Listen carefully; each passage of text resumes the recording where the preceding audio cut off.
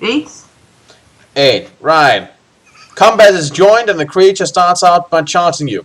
You step to the side but cannot completely avoid having your shoulder torn open by its horn.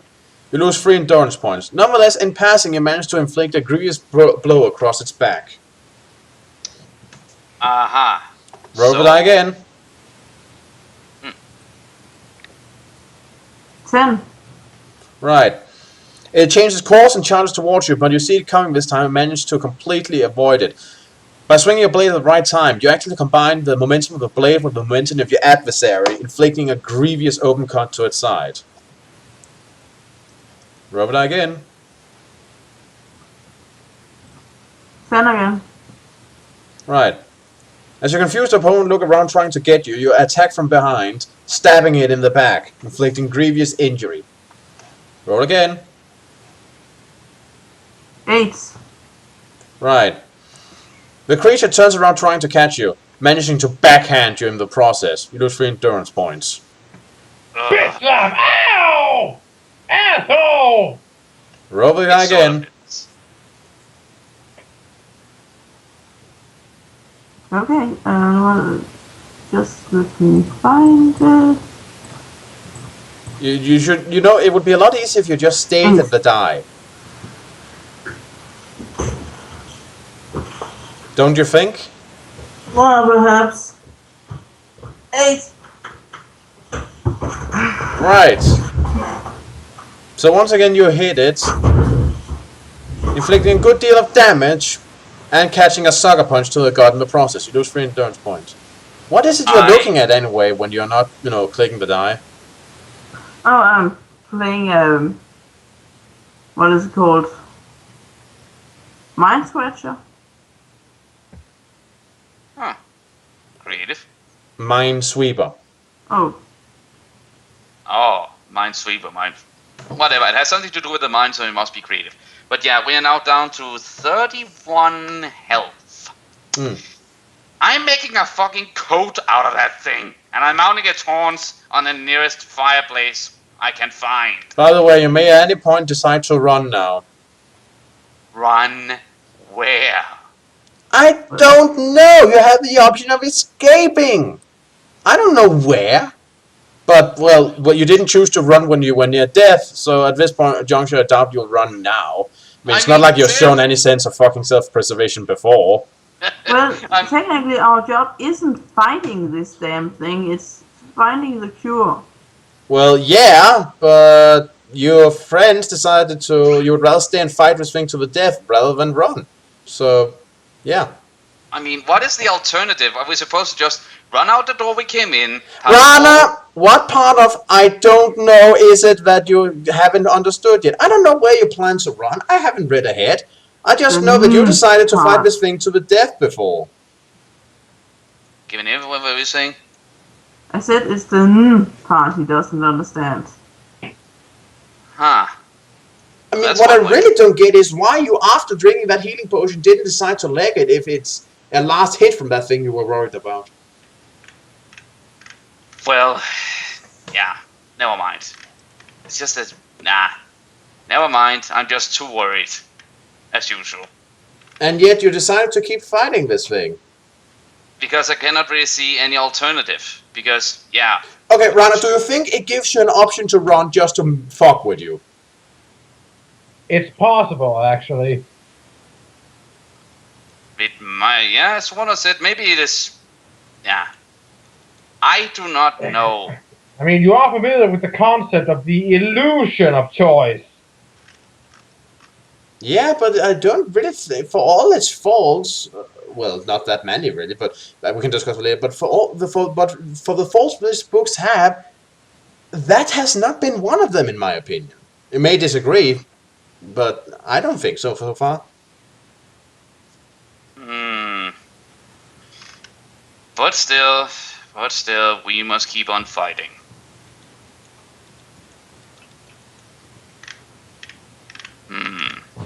I mean, this isn't a video game. You aren't required to stay around to finish the boss battle. But it's your choice. So, do you wish to continue fighting? What do you guys say?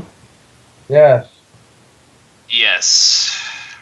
Well then, give it here. Roll a die. 5. Right, the creature who has patiently been standing around waiting for us to finish our philosophy discussion now returns furiously to the battle by punching you in the face. You lose 5 endurance points. Okay, I'm not using it this often, but for fuck's sake, stop hitting me in the face with your goddamn fist. Given roll the dice. Rana, stop talking until. Stop talking. You're wasting time. Wasting time. We can play for our no. Right, as you lie flat on your ass from having been punched in the face, the creature stomps on you with its hoof foot with all the weight it can muster. You lose 7 endurance points. And now we are down to, 21. Give me a roll of a die. 5. Right. It proceeds to pick you up by the neck of your coat and punch you in the face again and again. You lose 5 endurance points, but this time you do manage to swing your sword up and lightly cut its side.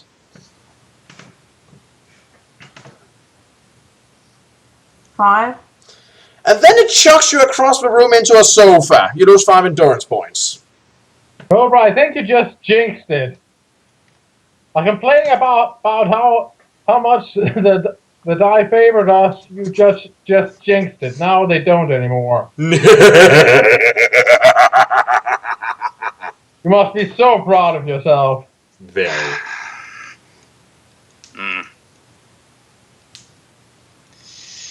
Should I roll it again? Yes. Please. 1.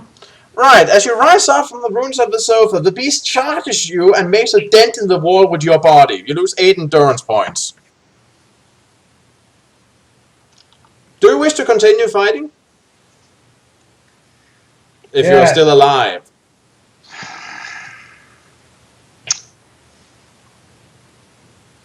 Fine. You I do? don't mind. I'm kind of rooting for the Minotaur. This moment, so let's just continue.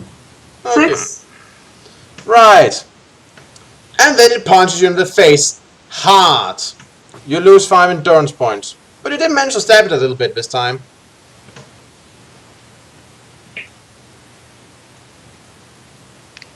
How much life do you have left? Okay. We have 8 hit points left. I would prefer fighting a truck at this point. Did we regain our potions when we restarted?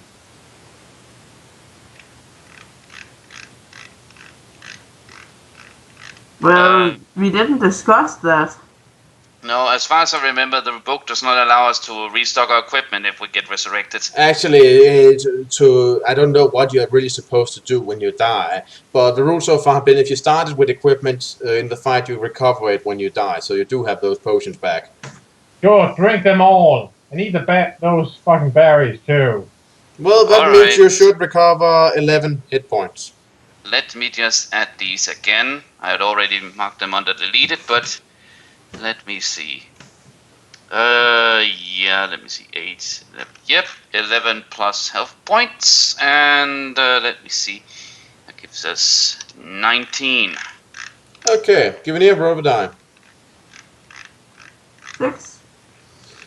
Right, bristling with newfound strength, like you were Popeye, you charge the beast, and is sucked in the jaw for your insolence. You lose 5 endurance points. But hey, you did manage to cut it again. And it actually looks like it's hurting now, losing a lot of blood from all the small cuts you managed to give in between getting your ass handed to you. And it was 5 hit points we lost. Yep. Okay.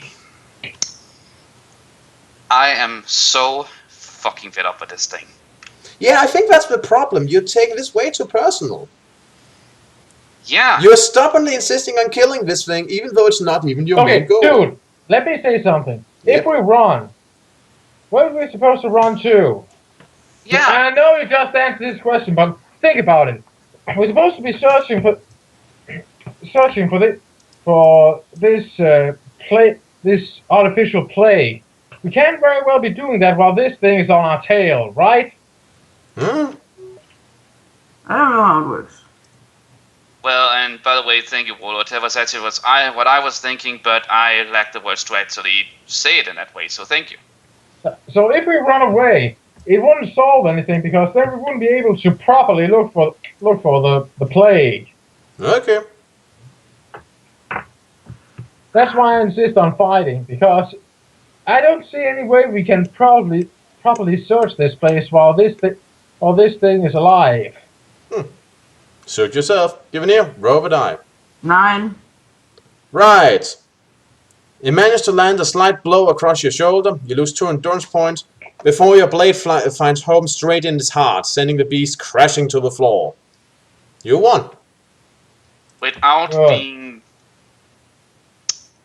Yeah... Now about that. We defeated the Minotaur. Problem is, its master is still standing behind us, is he not?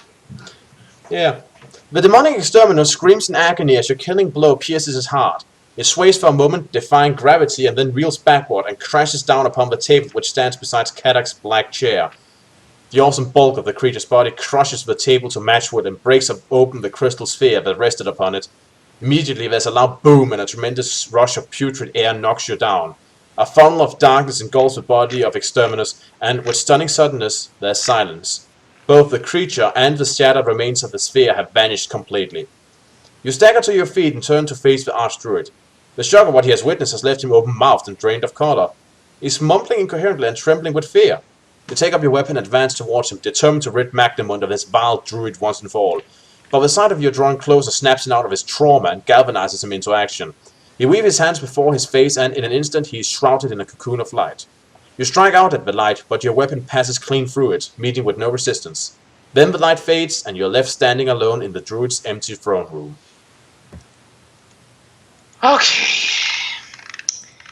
Okay, I think this was worse than finding that dwarven guy with the fiery axe. And now we are at a section you would have gotten to no matter what you had done before. The paths conjoin here. The overpowering aura of evil that filled this room has now vanished. You close your eyes and, for a few seconds, you allow your magnified senses of divination to analyze the psychic residue lingering at the place where Exterminus disappeared. Shapes take form in your mind, and in a moment of chilling discovery, you fathom the secret of the crystal sphere. The sphere was not of this world. It was fashioned in the plane of darkness, the domain of Nor, king of all that is evil. Through the sphere, the Dark God maintained contact with Archdruid Kadak, directing him to fulfill his schemes of vengeance. The destruction of the sphere has rid your world of a terrible device, a channel through which the concentrated evil of Nor has been allowed to pour unchecked. You open your eyes once more and a feeling of well-being envelop your senses, as if you just awoken after a deep and refreshing sleep. You restore 8 endurance points. A rustling sound draws your keen eyes towards the tapestry from where Exterminus appeared. It is crumbling to pieces. As the rotting scraps of material falls away, a portal is revealed through which you glimpse the scene that revives your hopes for your quest's success. Apparently we should have gone for the tapestry. Through the wide opening in the chamber wall, there's a gallery which overlooks a vast windowless hall. You approach the gallery's railed parapet and stare down at a score of druids who are working at tiled tables positioned in rows across the floor. Upon some tables rest porcelain throws filled with oily fluids which seethe beneath a constant shower of electrical sparks.